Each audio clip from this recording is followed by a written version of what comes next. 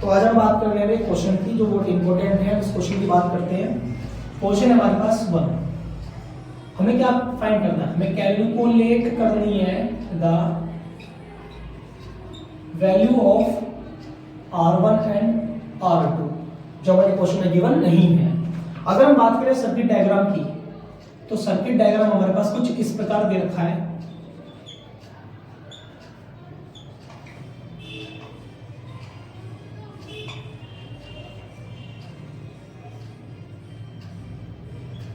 हमारे पास ये circuit diagram है। इसमें वोल्टेज कितना है? 12 वोल्ट। और देखा जाए जो रेजिस्टेंस है, ये यहाँ पर 2 एम्पियर का करंट आ रहा है। उसके साथ हमें इस R की वैल्यू फाइंड करनी है। उसके अलावा हमें दे रखा है, ये देखा है R2, हमें इसकी वैल्यू भी फाइंड करनी है। इसमें जो करंट है वो 0.5 एम्पियर का है और टोटल रेजिस्टेंस है 4 ओम का। यहाँ पर करंट 2 एम्पियर है और इसका रेजिस्टेंस है 2 ओम। तो हमें इस क्वेश्चन में वैल्यू फाइंड करनी है। क्या फाइंड करनी है? वैल्यू। किसकी वैल्यू फाइंड करनी है? हमें R2 की वैल्यू फाइंड करनी है और हम पर R1 की वैल्यू फाइंड करनी है। हम बात जानते हैं इस बात को कि इसमें R1 R2 क्या है। तो चलिए स्टार्ट करते हैं। सो हम स्टेप नंबर 1 की बात करें तो सबसे पहले हम इसका वोल्टेज निकालते हैं। क्यों? क्योंकि पैरेलल में वोल्टेज अलग होता है। V बराबर IR अकॉर्डिंग टू ohms लो। तो V equal to IR, voltage कितना है? 12। मैं वोल्टेज नहीं पता। I कितना है? करंट 2 एम्पियर है, मल्टीप्लाई R कितना है? 2। तो यानी कि वोल्टेज कितना आ गया? 4 वोल्ट। अगर हम बात करें तो ये जो स्टेप नंबर में जो रेजिस्टेंस है, ये रेजिस्टेंस जो है वो कितना वोल्टेज खा रहा है? ये वोल्टेज खा रहा है 4 वोल्ट। कितना खा रहा है? 4 वोल्ट। अगर हम बात करें किसकी? इस स्टेप की, इसकी। अगर हम बात करें स्टेप नंबर 2 की, तो वही ओम्स लॉ के अकॉर्डिंग, क्या बेटा? ओम्स लॉ के according V equals to IR। V कितना है मैं पता नहीं, पर ये क्या है? 1.5 इंटू R कितना है? 4। तो 6 वोल्टेज आ गया। कितना आ गया?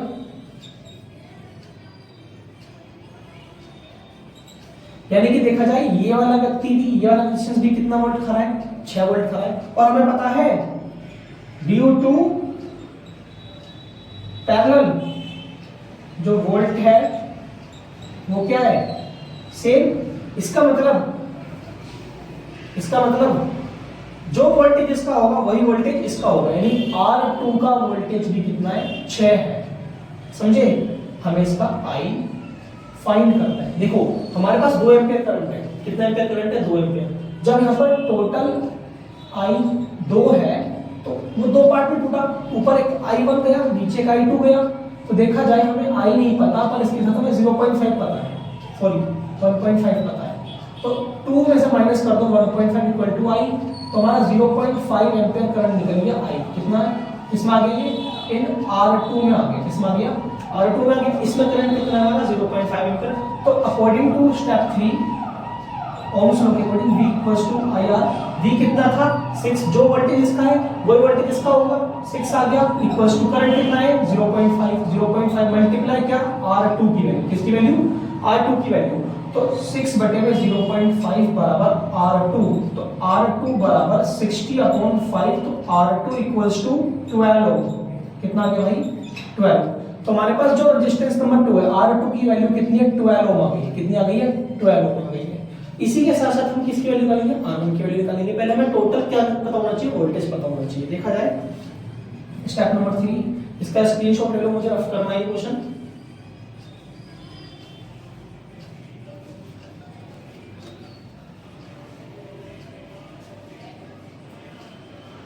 हो गया?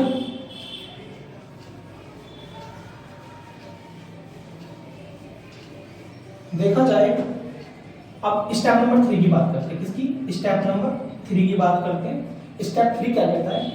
अब देखिए हमारे पास टोटल जो वोल्टेज है वो किसके बराबर है? कुछ वोल्टेज इसने खाया होगा V1 ने, कुछ वोल्टेज इसने खाया होगा V2 ने, कुछ वोल्टेज इसने खाया होगा V3 ने। खाया होगा। टोटल वोल्टेज हमारे पास 12 है इक्वल्स टू V1 हमें नहीं पता। हमें V2 पता है? हाँ जी पता है। कितना है? 6 वोल्ट है। प्लस V3 पता है कितना है?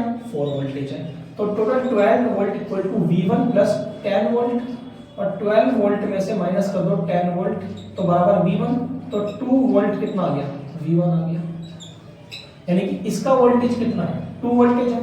तो स्टेप नंबर 4,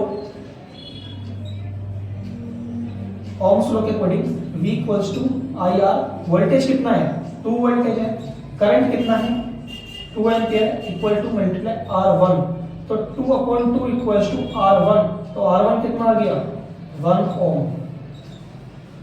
यानी कि R1 की वैल्यू है 1 ओम, R2 की वैल्यू है 12 ओम। ये हमने सॉल्व कर दिया है।